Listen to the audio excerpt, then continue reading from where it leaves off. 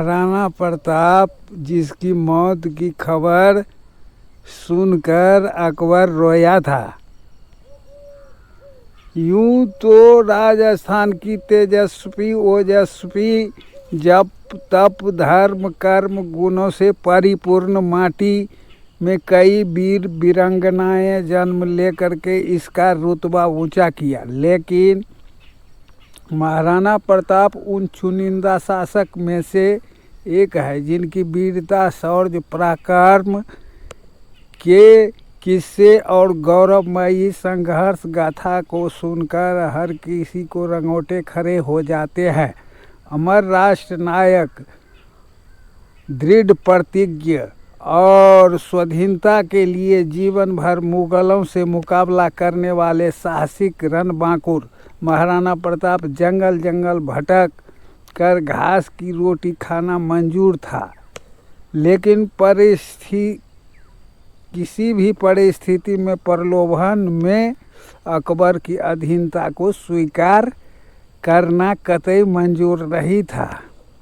9 मई 1540 ईस्वी को राजस्थान के कुंभलगढ़ दुर्ग पिता उदय सिंह की 33वीं संतान माता जयवंती की कोख से जन्म मेवाड़ के मुकुटमणि महाराणा प्रताप बचपन में कीका कहकर संबोधित किया जाता, जो अपनी निडर प्रवृत्ति, अनुशासन प्रियता, निष्ठा, कौशल, नेतृत्व क्षमता, बुजुर्ग महिलाओं के प्रति विशेष सम्मानजनक दृष्टि, ऊंच नीच भावनाओं से रहित, निहत्थे पर वार नहीं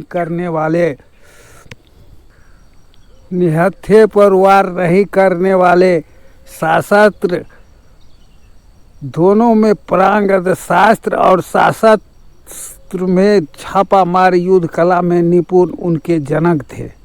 महाराणा प्रताप कूटनीतिक, राजनीतिक, मानसिक, शारीरिक क्षमता आदित्य थे। उनकी लंबाई 7 फीट, वजन 110 किलोग्राम का था। 72 किलो की छाती, कवच, 81 किलो के भाले, 208 किलो के वजनदार तलवार लेकर के चलते थे। उनके पास उस समय में सर्वश्रेष्ठ घोड़ा चेतक था, जिसने अंतिम समय में जब महाराणा प्रताप के पीछे मुगल सेना पड़ी थी तब अपनी पीठ लांघ के 26 फीट ऊंची छलांग लगाकर नाला पार कराया, वीर गति को प्राप्त हुआ, जबकि इस नाले का मुगल घुड़सवार पार नहीं कर सके।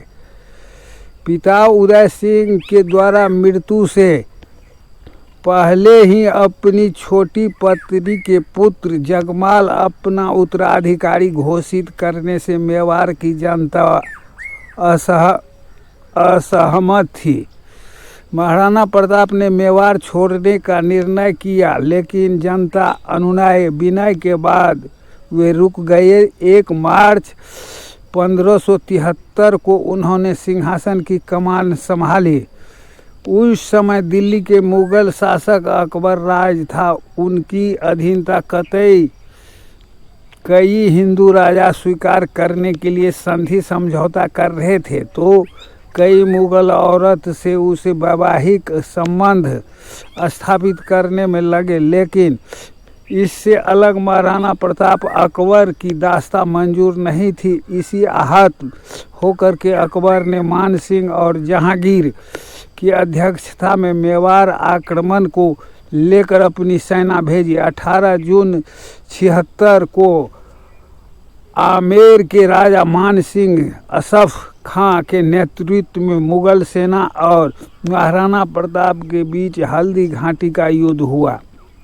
माना जाता है कि इस युद्ध में न तो अकबर की जीत हो सकी और न ही महाराणा प्रताप की हार हो सकी। एक तरफ अकबर की विशालकाय साजो सम्मान से सुरक्षित सेना थी, तो दूसरी ओर महाराणा प्रताप की जुझारू सैनिक फौज थी।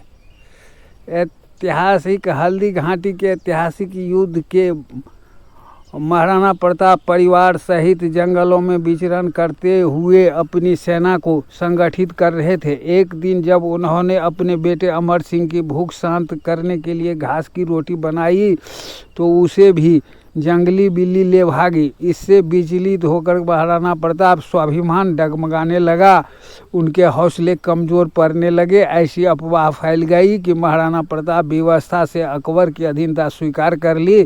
तभी बीकानेर के कवि पृथ्वीराज राठौर ने महाराणा प्रताप को पत्र लिख करके उसे सुप्त स्वाभिमान को पुनः जगा दिया। फिर महाराणा प्रताप को मरते दम तक अकबर अधीन करने में असफल रहा। अतः महाराणा प्रताप की मृत्यु अपनी राजधानी चावंड में धनुष की डोर खींचने से उनकी आंत में लगने के कारण उस 57 वर्ष की उम्र में 29 जनवरी 1597 में हो गई। कहते हैं महाराणा प्रताप की मृत्यु का समाचार सुनकर के अकबर के आंखों में भी भक्ति को देख करके आंसू छलक आए थे। लेकिन मुगल दरबार के कवि अब्दुल रहमान ने लिखा है कि इस दुनिया में सभी चीज़ खत्म होने वाली है, धन दौलत खत्म हो जाएंगे, लेकिन महान इंसान की गुण हमेशा जिंदा ही रहेंगे। प्रताप ने धन दौलत को छोड़ दिया, लेकिन अपना सिर कभी नीचे नहीं झुकाया। हिंद के सभी राजकुमारों ने अकेले उन्होंने अपना सम्मान कायम रखा। और एक बार अमेरिका के भूतपूर्व राष्ट्रपति अब्राहम लिंकन भारत के दौरे पर आ रहे थे तो उन्होंने अपनी माँ से पूछा, मैं आपके लिए भारत से क्या लेकर के आऊँ?